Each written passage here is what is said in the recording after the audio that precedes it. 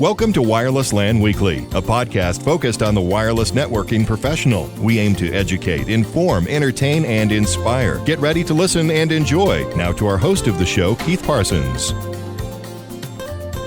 Hello, welcome to episode 16 of Wireless LAN Weekly. This is Keith Parsons, and today we have a special episode. This is a Interop special. I headed down to Las Vegas last week and had a little presentation with a couple other folks and walked the show floor, did a little bit of interviewing, and so this episode is going to be dedicated to the Interop Show. We'll have a little bit of sounds from the show floor, a interesting fact about N terminology, followed by an interview with Ryan Woodings directly on the show floor about some new software that MetaGeek's coming out with, and then onto the presentation that I gave at Interop. We'll have that recorded in its entirety, and the slides will be available on the show notes. So let's get on with this week's show. Thanks for listening. Today's wireless networking definition from the CWNP Dictionary of Wireless Terms and Acronyms. Transmit power. This is the effective isotropic radiated power, or EIRP, when referring to the operation of a 5 gigahertz IEEE 802.11 OFDM PHY in a country where regulated. Rant, pet peeve, what really bugs you? 60 seconds of complaining starts now.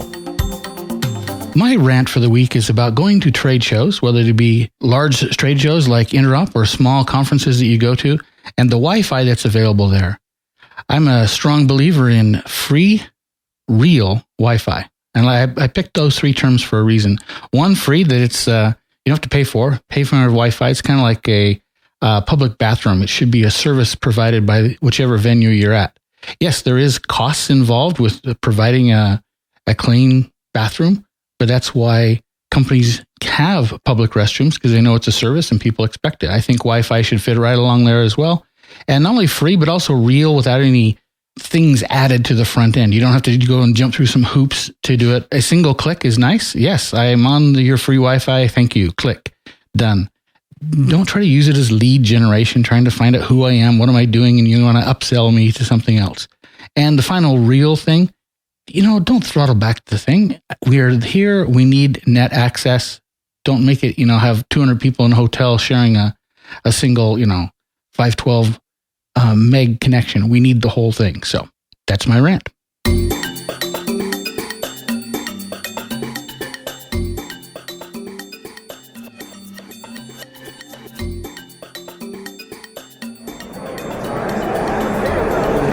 Okay, here's just a sampling for you to hear what the show floor kind of sounds like.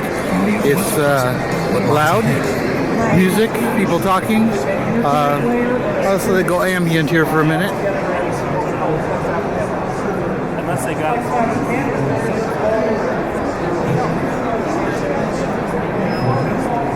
Guess you could get a little feel for what the show floor sounds like. Hello, this is Keith Parsons. I'm at Interop down in Las Vegas today. I've been walking on the show floor, and you can hear a little background noise there. The floor obviously is a little loud, but hopefully be able to hear the report from the floor today. First of all, the floor size is a little smaller than it's been in the past. I've been attending Networld Interop since 1993, when it was still called Networld Plus Interop. And this seems to be the smallest it's been. A little sad, actually. Tonight, this afternoon, they've been giving away free beer everywhere, trying to get the crowds to stay. Even now, it's rolling out pizzas and snacks as well. But the crowd seem to be pretty good at enjoying themselves at each of the different shows. Not a lot of Wi-Fi vendors here, not as many as I have seen in previous years, but those that are here are doing a pretty good job. Xeris is looking awful big. They have their same fight scene that they were running last year. 2 years ago, it was Ditch the Switch, which was a new take on how to sell Xeris equipment. Last year was their fights against Xeris arrays against controller-based systems, and this year it's Xeris arrays against a regular access point. Cisco's here. Cisco's showing off their new clean air technology. It's not terribly large in their booth. It's kind of obviously they just barely announced it today. It did win the Best of Show award. It's basically a Cognio chipset inside of a Cisco access point. It looks about the same size as a 1140 access point, but it's square in the center rather than the old 1130 series had a little circle in the middle. There is one with external antennas. It's, again, about the same size as the 1130, but it has external antennas. It's not the 1200 series big box. It's only works with a controller. There will be no standalone version of the 3500 series access points. It's a little sad, but you can mix and match them. You don't have to have an all 3500 series. You can just kind of salt those in your network so you can see a little spectrum analysis in the middle of everything else is going on. When you access the spectrum part of the 3500 AP, if you have the same Spectrum Expert software that you've been using with a Cognio card in the past, it looks exactly the same. You can't even tell a difference. You think you're talking to a Cognio card, but you're accessing it remotely to wherever that device is. You can also use the Cisco Clean Air via WCS, and there's a new update to WCS, and there's now a Clean Air tab on the WCS screen, and it's kind of spectrum analysis light, which brings me to my pet peeve of the day here as I've been wandering around the show floor. Rather than teach networking people wireless, they've dumbed down the networking equipment to make wireless seem as simple as possible, and then lo and behold, when their wireless networks don't work, they kind of wonder why. Just a little pet peeve of mine. I wish more people would learn how wireless works, how to interpret spectrum analysis themselves rather than rely on very simple little things. But I'm at the trade show here, and we also went by the HP booth, and they're talking about their new purchase of Palm for, I think it was like $1.2 billion. I stopped by and saw Ryan Woodings, who's been on the podcast before at MetaGeek, and we'll have another segment here in a second where I talked to Ryan about the new announcement that he made on their new products. The Interop NOC, the Network Operations Center here, is always amazing. I went on a great tour with those guys there. They do some pretty amazing stuff in building out a network between, obviously, all the vendors on the show floor, making it run at the same time. The wireless in the air is kind of crazy. Obviously, you'd think with all the people in here, massive amounts of wireless all in the 2.4 and the 2.5 and the 5 gig ranges all together. Anyway, that's my report here as we're going along. I've prepared this and worked here on the show floor today with a very sweet kit that I've been working with for the last little bit. It's a Apple iPad, a Sprint Overdrive for internet access, and here in Las Vegas it's running under 4G, so we get pretty quick net access. My digital portable recorder from Edirol, and a Electro Voice mic with a windscreen. Obviously, you can't get rid of all the background sound, and it doesn't sound like it would be in a studio, but it's not bad. And all of that in a nice, small Eagle Creek case. So, sweet kit there, and I'll put a picture up in the show notes along with this. Tomorrow we'll be doing the presentation on the panel discussion, and I hopefully will be able to record some of that too. Thanks, and this is Keith out from the Interop Expo floor on Wednesday afternoon.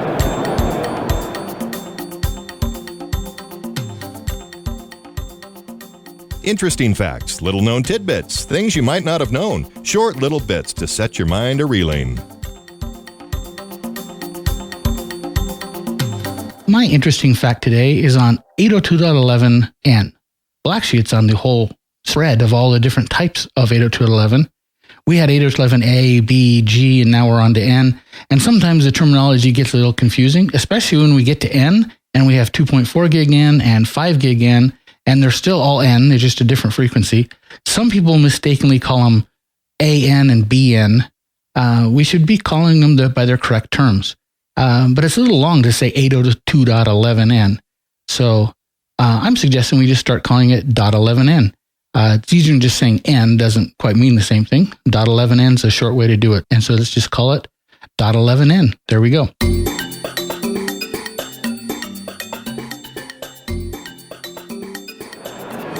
Hi, this is Keith again. I'm at the Y-Spy Chanalyzer booth by MetaGeek, and I have the chief geek, Ryan Woodings himself, with me, and he's going to tell us a little bit about some of the things they announced at Interop and the new features. Take it away, Ryan. Thanks, Keith. Yeah, so Interop, we announced 2 new products. We have Chanalyzer Pro, which is an update to our software, and with some special enhancements. And we also have a new 2.4 gigahertz directional antenna that will be used with some of the new features in Chanalyzer Pro that I'll talk about in just a minute. The first main feature that we've added, Keith, as you can see here on the right-hand side, we have an expanded waterfall view. This shows not only the data that's in view on your the other screens, but all the data for all time. So if you've been letting this thing run for an hour, 2 hours, 3 hours, you can see, everything's been going on in that time. And then your other views, you can zoom in on 1 to 5 minutes, 10 minutes. That's really useful if something was transmitting, say, an hour ago, and it was on for a couple minutes, then it went away. You can say, oh, well, let's go back and look at that. And then if you mouse over the playback waterfall view, it'll do a little density pop-up, and you can get a feel for what was going on there. As we can see here, there's a lot going on in channels 1, 6, and 11 at that time. And then we can double-click to jump to that section of time. And so this makes it really easy to do a long recording and then just jump around in it to the interesting points. Also over here on the density view, we've added, as you can see, some device classification. And here it's identifying 802.11G on channel 1 and G on channel 6 as well. And we have G on channel 11. So you can tell there's a lot of 11G going on here at the show. We also added click to zoom. And so this allows you to zoom in frequency-wise.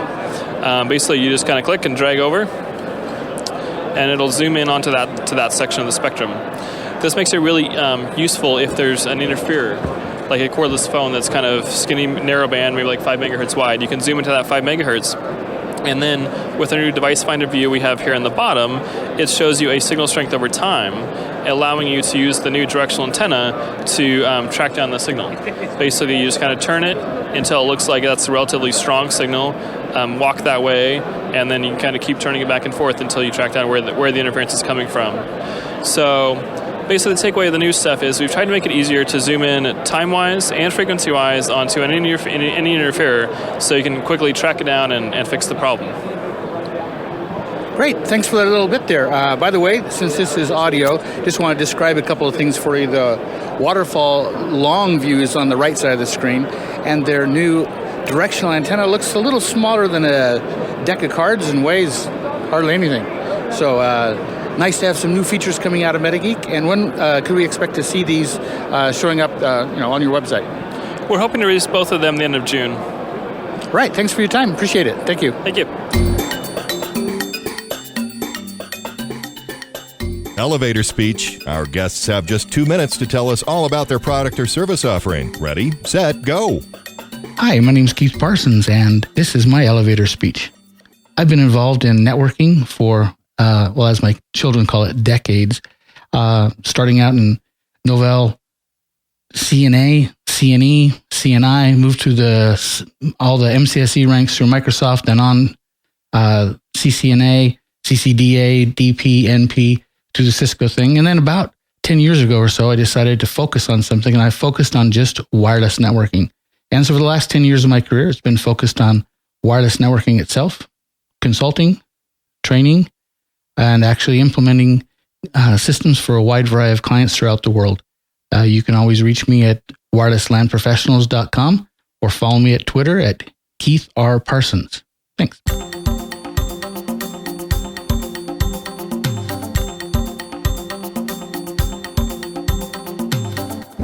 Introduce Keith for you. So Joe told us a lot that we have to learn about 802.11n and how it works. Keith is actually managing director for the Institute of Network Professionals, and he's been delivering hands-on technology training to Fortune 100 companies for a long time, IBM, Microsoft, Verisign.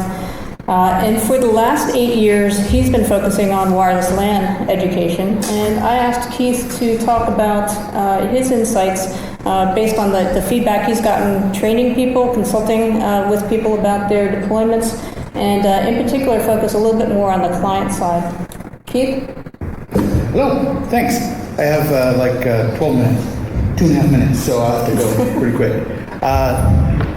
Lisa asked me to do 802.11n in 15 minutes. I normally do 1 and 2 day workshops just on N alone, and even more on just the design function on N, so we're going to go pretty quick. So the 3 things we're going to cover are setting expectations, Why can't we get the 300 meg that everyone talks about?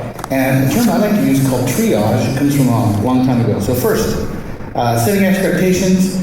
I really hated that Singular and AT&T are out there with those little ads with, more bars, more places. More bars does not mean in Wi-Fi you have a better signal. The little calculators that go in there are not accurate. And when you see, I'm connected at 300 meg, you're not connected at 300 meg. You have a chance that you might, but the chance is like 0 that it'll actually work. So when your end users see things, you're going to have to start resetting expectations down. They're not going to be what they think they're going to be. And there is a huge difference, as the previous two speakers have talked about, between the up and down throughputs. We're not used to that. Well, perhaps we're used to ADSL at home where your up is a little different than your down. But in your corporate environment, up and downs have been normal. Now they're going to be changed. And because of that, you're going to need to reset new expectations. And there is a huge penalty for protection mode.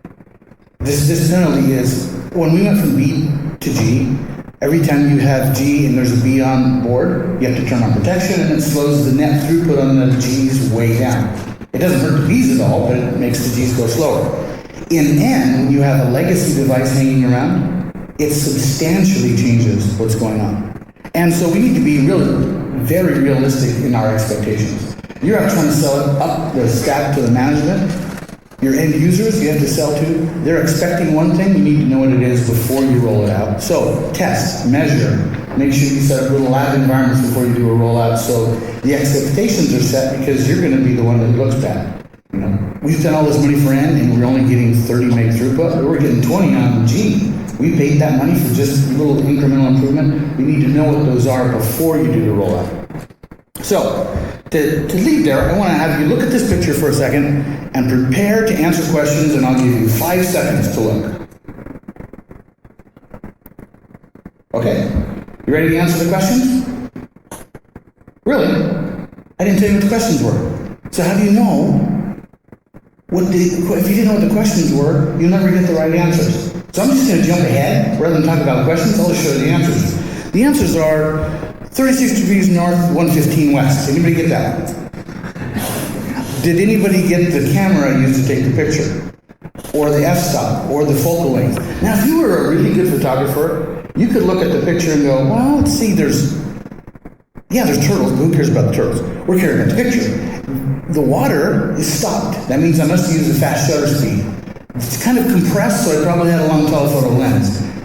And there's a shallow depth of field, so there's probably a pretty fat f-stop. You might have inferred those things, but what we're talking about with data, we don't care at all about the payload. I don't care if it's a picture of a turtle or a terrapin. What I care about was the metadata. In a digital picture, it's called EXIF, and then we carry along with that photo information about it. With our packets, we carry along metadata that goes along with the frame that tells us about how that little frame is going to do its bit. And like the others have said before me, it is complex. Very, very complex. And we use this complexity to get all these fast, fancy speeds, to use the multipath, etc. But our APs and our clients need to use these to negotiate. They use something called the MCS index. And because we have so many options, Joe had mentioned 5,000 possible options, there's lots of combinations to deal with. We have to have our APs and our clients negotiate where they're going to be. And as the signal changes, as the client moves or a door opens, we have to renegotiate. So there's a lot more complexity going on here. Why do we need to use protection? In the BG world, we had to protect the fast from the slow. Because the B couldn't hear a G, and so they would stomp on top of it and we'd lose our G data. To make that go away, we took a G frame and we would put something in front of it. An RTS, CTS, or CTS itself, some frame to buffer it to tell everyone, get out of the way, I got a G coming. In N, we have to do the same thing. We have legacy devices that don't understand the full N protocol. They can't negotiate all those unique little things that's going on there. So we have to put legacy chunks in front of it, and those cause pain. We have lots of choices here. Where's that goes? Anyway, we have, each column has a different option spatial streams, coding rates, whether or not we're 20 or 40 megahertz wide, is SDI turned on or not? And for every one of these, there's 77 rows and 7 or 8 columns worth, and any possible combination that goes in between there. And our clients and APs have to be able to negotiate through those. So what is possible in them? Well, we have raw data rates, those ones you read on the box. And we read on the box and say, oh yeah, I've got 54 meg. Or better yet, you may buy one of those Super Gs that said 108 on the outside. Did you ever even get close to 108?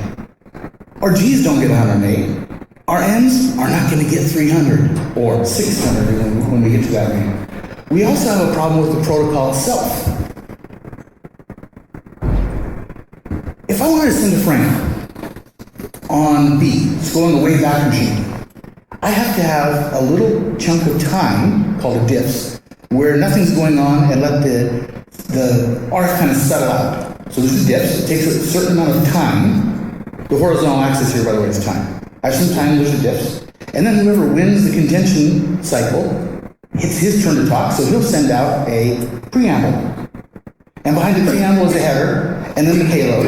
And then after the data, because we're in CSMA-CA, we also have to send the ACK. But before we can send the ACK, we have a CIFS, and then another preamble, and then an ACK. So to send one frame, we have diffs, preamble, header, frame body, CIFS, preamble, ACK. Just all of this, all but the payload, is overhead. Well, if we go a little bit further in our Wayback Machine to G, we went from disk preamble payload, that went at 1 meg, and now it's going to go disk preamble header, payload, but our payload went at 11. We still had CIFS preamble ACK. As we move on to N, we still have disk preamble header, but our payload goes really, really fast. CIFS preamble ACK.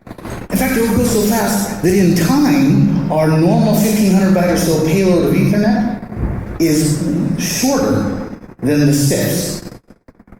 It's just sitting out there in dead air time. We have this ability to go really, really fast on the data, but we don't have the ability, we still have the overhead out there. So our net throughput is still going to be hurt by this overhead that's out there. So one of the features we added in N was the ability to go to put 64K inside. So the overhead itself is there, but now we're carrying it. Does that work with those voice frames? Voice frames don't like to be aggregated up to 64K. Now all of a sudden you hear that, actually some people I've talked to talk that way. When I'm on the timer, I talk that way too. So the cost of protection, we'll just hit the first one there. It's all color-coded if you want to see it. It's the disk preamble, payload, etc. But when we add RTS and CTS in there, all of this, only the orange is the payload. Though we're sending 300 megabits worth of bits, the part that we care about, we're going to net 36. I doubt your boss was thrilled, or would be thrilled if you walked up to him and said, oh yeah, we saw this money, we got 36 meg. Yeah. So, comes to the third thing we're going to talk about, triage. World War I, they were finding that they were having a huge mortality rate of people after they were wounded back to the aid station, and they were still dying at phenomenal rates.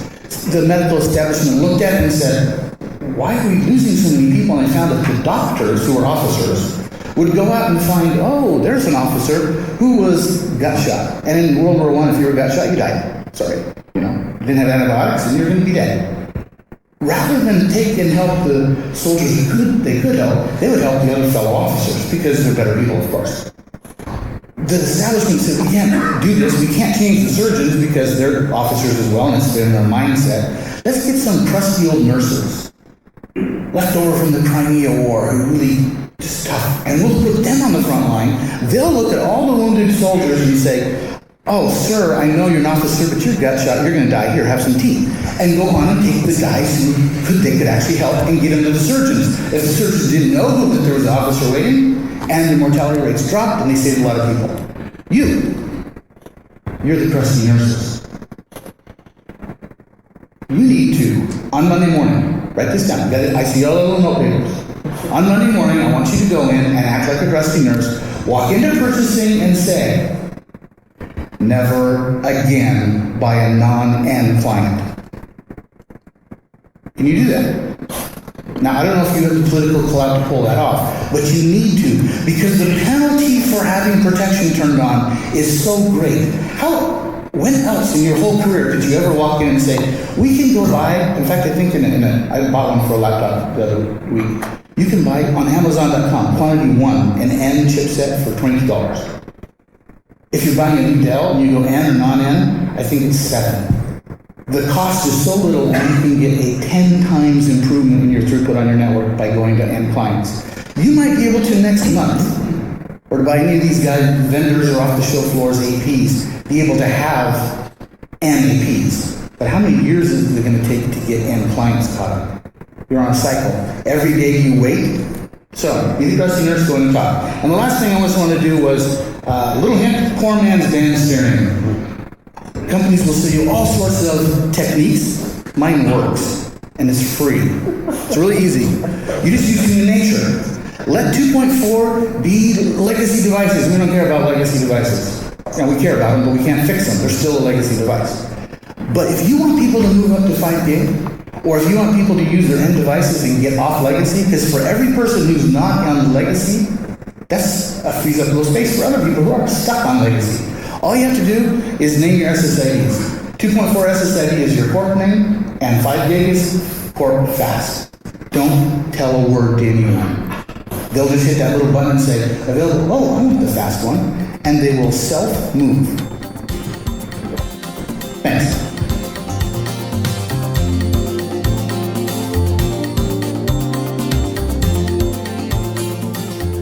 Well, there you got to listen to my voice for the whole segment today. It was kind of fun to be down at a trade show and do something a little unique, not all in the sterile environment here in the studio. So we were actually on site, kind of enjoyed doing it. So thanks for listening to our Interop special.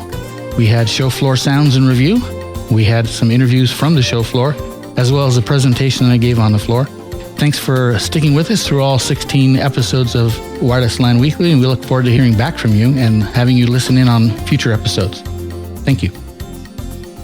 Wireless LAN Weekly, a podcast focused on the needs of wireless LAN professionals. We look forward to your feedback. Please leave your comments at the bottom of the show notes, or email feedback on the show can be sent to feedback@wirelesslanprofessionals.com. If you'd like to leave a voicemail feedback, just call 24/7 and leave a message at 1-801-481-9018. Until next time, this has been another production of wirelesslanprofessionals.com, a place to educate, inform, entertain, and inspire.